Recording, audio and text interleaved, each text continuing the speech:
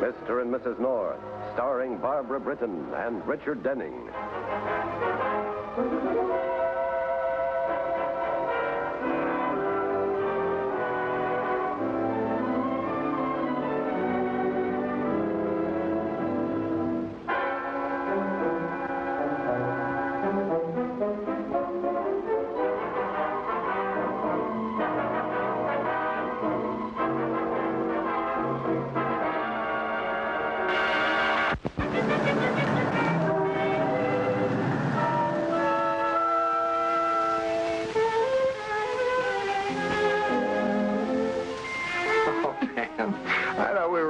For the weekend, not for the summer.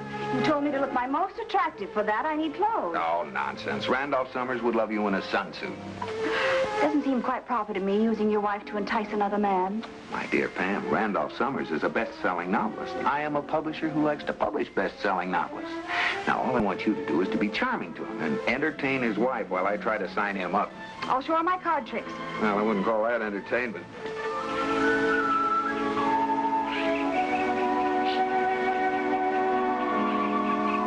No right to rent the house. Without even discussing it with us. It's disgraceful. But I tell you, I couldn't help it. Don't keep telling me you couldn't help it. Are you sure this is the right place? We had an understanding, an agreement. Oh, Jerry, yes, come in, come in. We're having a fight. Private or free-for-all? This is my wife, Pam. Randolph Summers? I so look forward to meeting you. Oh, here's Pam and Jerry North. How do you do? These two snakes in the grass are Jim and Phyllis Tucker. Randy, you're just being pig-headed. I'm sorry. Randy, I think we'd better call time, at least until I've shown the Norths to their room. Oh, don't stop on account of us. Oh, Pam. It's not that interesting, Mrs. North. It's just that the Tuckers have sublet the house to a man we thoroughly dislike. Well, well, well. Yeah, but this is my old pal Randolph and Jerry North, the boy publisher. Hello, Walters. And what do you want? I think that you all know my wife, except this young lady. I'm Pam North. And I'm Ned Walters, a rival publisher of your husband's. You must have heard him talk of me. He hates my inside. Yes, who does not? I call that very unneighborly. I'm sorry to barge in like this, but we just wanted to get the key to the house from the Tuckers. Oh, you must be the people who rented. It's ironic, isn't it?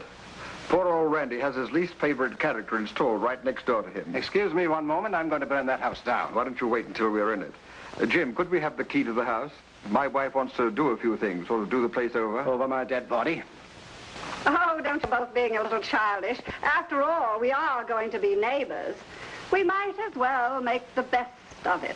What Mike is trying to say in her faltering manner is, why not bury the hatchet? No, don't tempt me. Mrs. Walters is right. It's silly to carry on this feud. Why don't you all make up, and then we could smoke a pipe of peace or something? Well, I'm perfectly willing. I'll even take a drink on it. Go on, Randy. Okay, I surrender. Well, what about those drinks? May I help you? What's everyone going to have? Scotch on the rocks for me. I seldom take a drink, but since this is such a joyous reunion, make mine bourbon on the rocks. I'm in the publishing business too, Mr. North. Oh, is that so? What firm? Jim is my editorial assistant. I'm sending him to London to open up a branch. At least that's what he thinks. Actually, I'm getting him out of the country so that I can live in his house. Why, Phyllis, you get more like your father every day. Phyllis's father was the head of our firm until he got old and weak. You mean until you became too strong? Phyllis, you shouldn't talk to your husband's boss like that. Here you are, dear.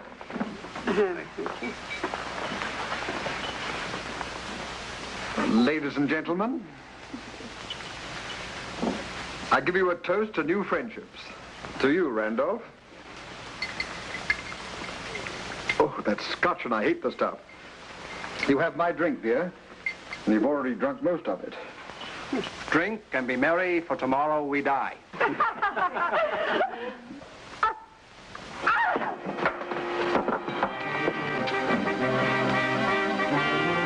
She's dead.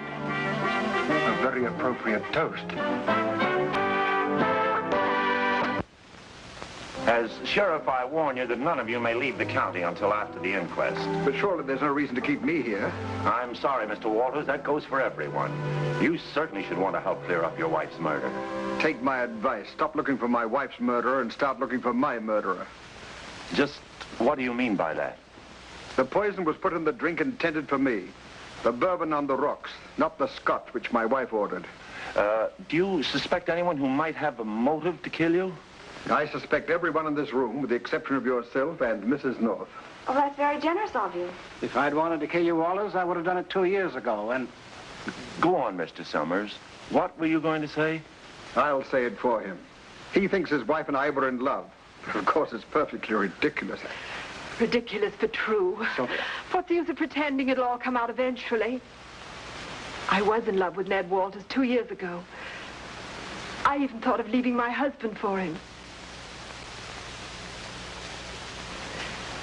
And then he met another woman, a rich woman who could help him with his career, the late Mrs. Walters. Are you suggesting I married my wife for her money? Just a moment, please. What about you, Mr. Tucker? Oh, I didn't try to kill him, although I would have liked to. Well, such popularity must be deserved. Go on, Mr. Tucker. I was working for Phyllis's, my wife's father. My father-in-law intended that I should take his place, but Walters managed to get such a stranglehold in the business that he rose to the top spot after my father-in-law's death. Furthermore, if it hadn't been for your nagging and bullying, my father'd probably be alive today. Well, you certainly all seem to have your motives. And you've certainly all had the opportunity. Why, there isn't one of you who couldn't have slipped the poison in that drink. Well, I'll be getting on. I have to check the nature of that poison. Where will you all be stopping? Well, Mr. and Mrs. North will be staying here with us. We'll be next door at our house. And you, Mr. Walters? I'll stay in the police station or any other place where my well-wishers can't get at me. Oh, stop being melodramatic. If you want, you can stay in our guest room. I'll even give you a key so you can lock yourself in. Well, Mr. Walters? I'll accept the offer, providing the key goes with it. Be seeing you all in the morning. We hope. Just another quiet weekend.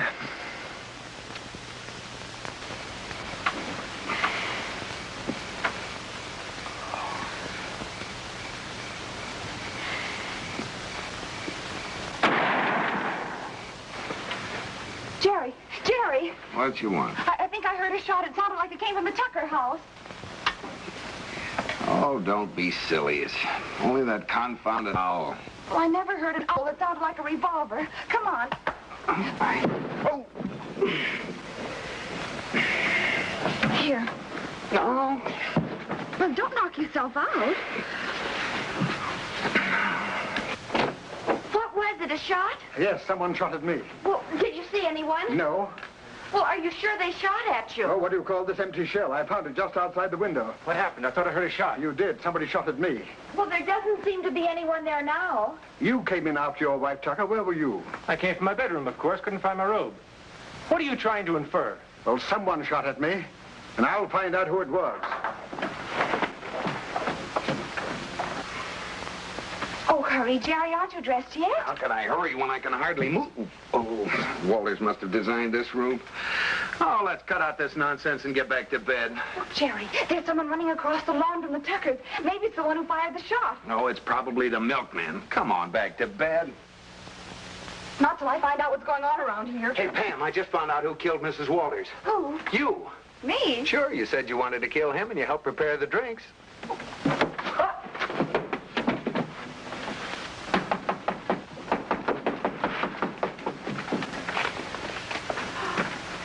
Ned Walters, what are you doing here at this hour? Where's your husband? Why, he's upstairs asleep, of course. That I'd like to see for myself. You'll do nothing of the kind. I fully realize what you've been through tonight, but other people deserve consideration, too. How long has he been asleep? Well, I don't know exactly. He came to bed shortly after I did. Why are you so concerned? Because I think he tried to kill me. Oh, you're insane. He's been asleep for hours. And anyway, he doesn't walk in his sleep.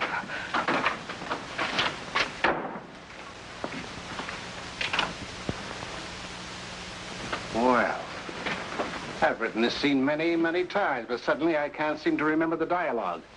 What does this mean? Randy, I thought you were upstairs asleep. Yes, now I remember that line. And then the husband says, what is he doing here? Oh, save that drivel for your books. I came here to find out why you took a shot at me just now. That's about as lame an excuse as the other one about somebody trying to poison you. What do you think I'm doing here, Summers? Trying to warm up old embers? Get out of here. Randy, please. You go to your room, Sylvia. No, there Randy. are several things you must lose your temper. Oh, Ned, get out of here before there's any trouble. Not before I find out one thing. Somebody took a shot at me through my bedroom window. Your wife said that you were upstairs asleep, and now you come in fully dressed. I want to know where you were and what you were doing. You probably won't believe me, but I was out taking a walk, thinking about you. I suppose I should feel flattered. No, not particularly. I was thinking I should have killed you 2 years ago. Randy, no, you mustn't say things like Don't that. stop him. He means it. You bet I mean it. Oh!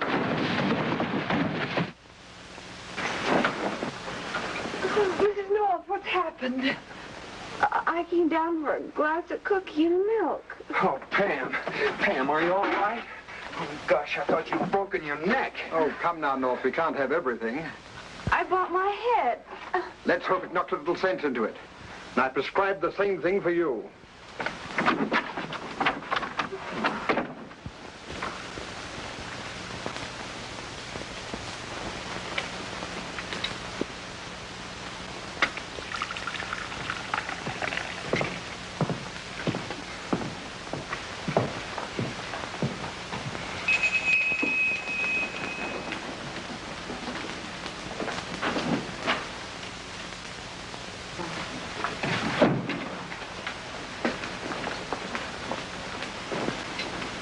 Morning. Oh, good morning, Sheriff. Any news? Only about the poison. It was analyzed as curifine. Never heard of it. It's a rather rare compound, used mostly in painting fabrics. Fabrics? Well, that's strange. What is? Mrs. Walters was a decorator. Her specialty was hand-colored fabrics. But Mrs. Walters is dead. Do you think she used it to kill herself? Or her husband? Well, I don't understand. I do. She put the poison in her husband's drink, and the drinks got shifted around. Well, but it was Walters who did the shifting. She must have known her own glass was poisoned. Maybe she was afraid. Afraid to reveal that she'd put the poison in his drink, and so she drank it herself rather than confess to the murder. Oh, she'd have found some excuse, dropped the glass or spilled it rather than drink the poison and kill herself. Someone's always spoiling my theories. Especially when they're wrong. I'm not so sure I'm wrong.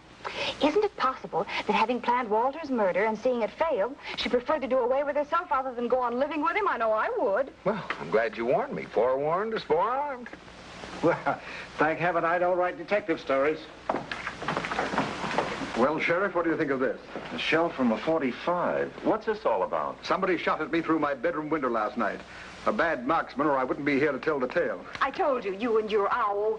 Could you tell whether it was a man or a woman? I was asleep, and by the time I got to the window, there was no one in sight. Well, I'll go and have a look. By the way, Mr. Walters, how did you happen to have your window open? I thought you were afraid of another attempt on your life. I'm also afraid of being suffocated. You know what these farm guest rooms are. Oh, they certainly are. Some of them. I want you all to stay close until I get back. Oh, Sheriff, would you like me to go with you? He would not. Well, Mr. Walters, it looks as if you're running out of suspects. On the contrary, any one of you here might have shot me.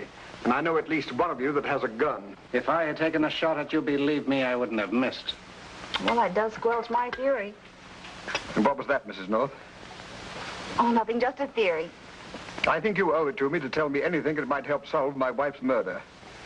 Go ahead, Pam. You put your foot in it. Get it out. Well, I thought... Well, you see, the sheriff found out that the poison was curifine. Curifine? It's used in painting fabrics, and I thought that maybe your wife was trying to get you and got herself. Very clever, Mrs. North, but the motive is missing. Why should my wife want to kill me? After a year and a half of being married to you, why not? I'm sorry to disillusion you, Randolph, but my wife was sufficiently fond of me to make an offer only a day ago to invest in my business and become a partner. Well, I thought your business was such a success. It didn't need financing. We were going to enlarge the business and make even greater profits. And by the way, North, that was a very interesting bit of information about the curifine. What's so interesting about it? Curifine is not only used for fabrics, but also for color printing, for book jackets and illustrations. That would make it available to your husband. And also to Jim. And to you, too. If I was going to do away with myself, I wouldn't be so elaborate. I prefer privacy. He has you there. Oh, stop gloating. He has you, too.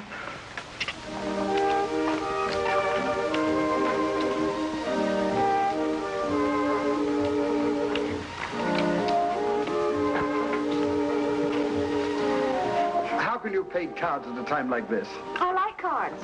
You don't play as though you do. That's my hand. Oh, sorry. Pamela, keep your mind on the game, please. I wonder why that sheriff doesn't come back. Well, I'll bid 1 spade. 2 hearts. I'll buy. Anytime you're ready, Pam. Ready for what? Ready for your bid. We are playing bridge. I bid a diamond. Insufficient bid. Why is it? He bid 2 hearts. Oh. Maybe the sheriff got lost.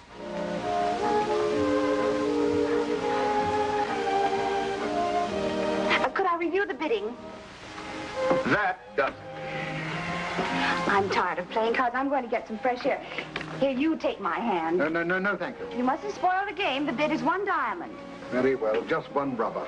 Pam, don't leave the county. Remember what the sheriff said. I'm just going to exercise the dogs. Whose dogs? Mine.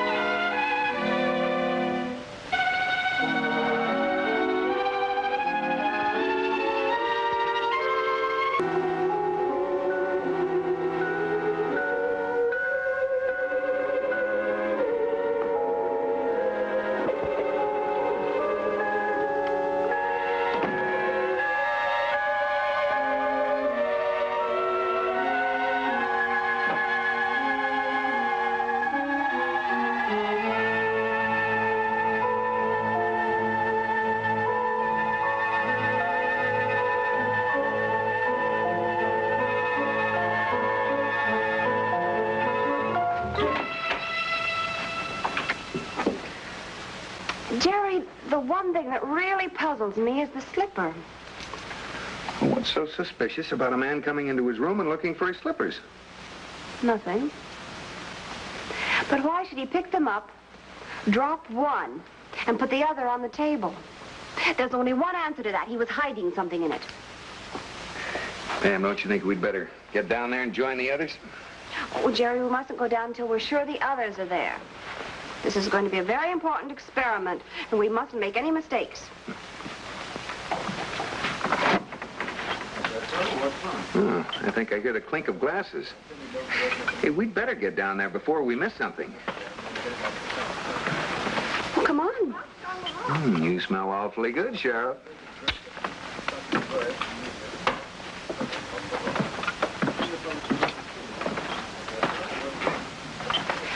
You sure you know what to do now? Yes, but I'm not sure I'll let you do it. Oh, darling, you've got to. It's the only way. Oh, the things you can think up to get us into. Well, we've given you up for lost. Pam dresses on the installment plan. 1 garment an hour. I'm sorry we're late. What's the idea? Put on those lights. Can you see anything, Jerry? No. Can you see anything glow? Oh, what's the matter, Jim? Take it easy. Everything's all right. John, does anyone have the correct time? I was just showing you our lights work at home. Yes, I think we have the point, Mrs. North. You don't need to press it. What have your lights at home got to do with turning those off here? Oh, that's where the reflex action part comes in. You see, when I walk into our living room, I always turn the lights on, and for a moment I thought I was home. Which gives you a rough idea of my home life. For a moment, I thought someone was having another go at me. For a moment, it entered my mind. Oh, can't we stop, forget all this for a moment? I mean, forget that there was a murder and act like civilized people. I don't intend to forget that my wife was murdered instead of me. That doesn't tend to make one act like civilized people. But if we keep suspecting each other and brooding about it, anything's apt to happen. Exactly. That's why I hope the sheriff gets back before it does. I have an idea. Let's all search each other for concealed weapons. Mrs. North, you're full of ideas, all of them equally insane. Oh, now, just a minute, Walters. You can't talk to my wife that way. Oh, please, let's stop all this. Well, why don't we all have a drink? It might cheer things up a little. Well, it's just about to mix them. Nothing for me. Well, surely you don't think we're going to try and poison you again. Oh, you admit you tried it once.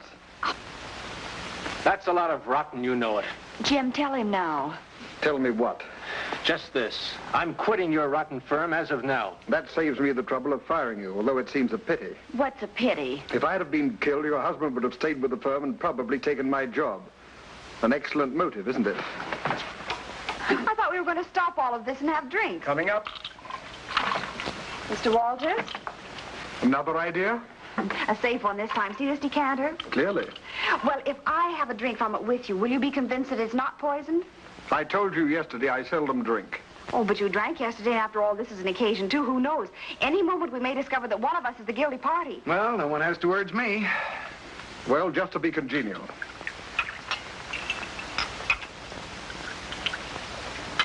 See? Nothing up my sleeve or even in my glass except liquor.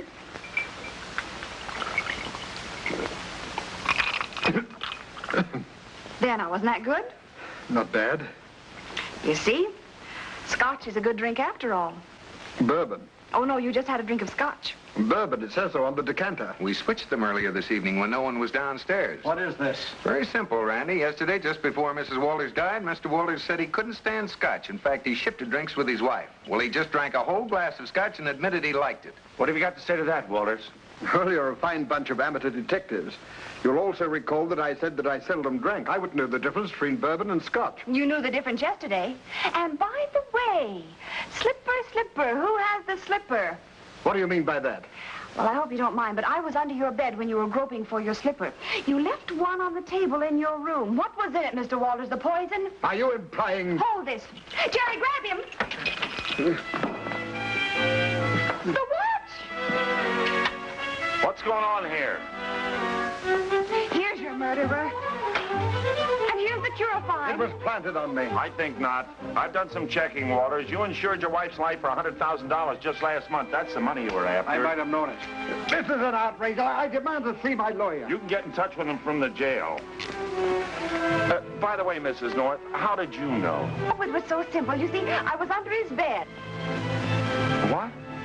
Don't interrupt. I went out to get a breath of fresh air, and while I was under his bed, he reached in for his slippers, and I saw his watch. It glowed, so I knew that whoever had a glowing watch must be after the poison and had to be the murderer.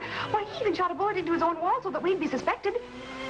Would you mind repeating that? Certainly. You see, I went out to get a breath of fresh air. Oh, no! Oh, darling.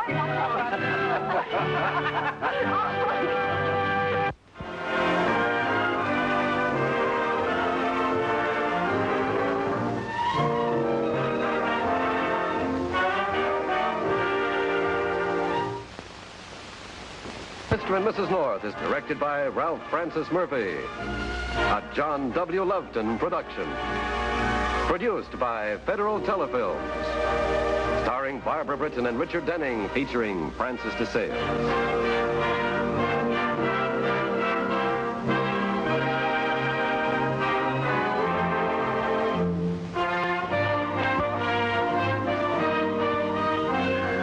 This has been a film presentation.